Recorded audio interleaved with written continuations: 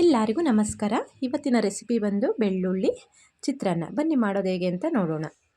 ಮೊದಲು ಒಂದು ಪ್ಯಾನಿಗೆ 2 ಟೇಬಲ್ ಸ್ಪೂನಷ್ಟು ಎಣ್ಣೆಗೆ ಸ್ವಲ್ಪ ಸಾಸಿವೆ, ಕಟ್ ಮಾಡಿಕೊಂಡ ಮೀಡಿಯಂ ಸೈಜ್ ಈರುಳ್ಳಿ, 3 ರಿಂದ 4 ಹಸಿರು ಮೆಣಸಿನಕಾಯಿ, ಆನಂತರ ಸ್ವಲ್ಪ ಕರಿಬೇವು,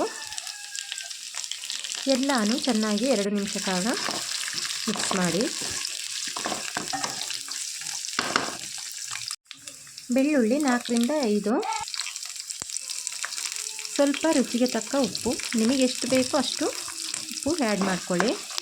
ಆನಂತರ ಚಿಟಿಕೆ ಅರಿಶಿಣ ಹಾಕ್ಕೊಳ್ಳಿ. ನಂತರ 1 ನಿಮಿಷಗಳ ಕಾಲ ಚೆನ್ನಾಗಿ ಫ್ರೈ ಮಾಡಿ.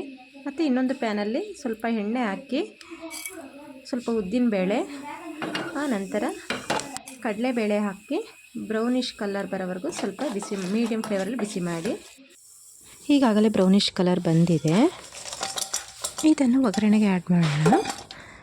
ನಂತರ ಅನ್ನ ಮಿಕ್ಸ್ ಮಾಡಲಿಕ್ಕೆ ಹಾಕ್ತಾಯಿದ್ದೀನಿ.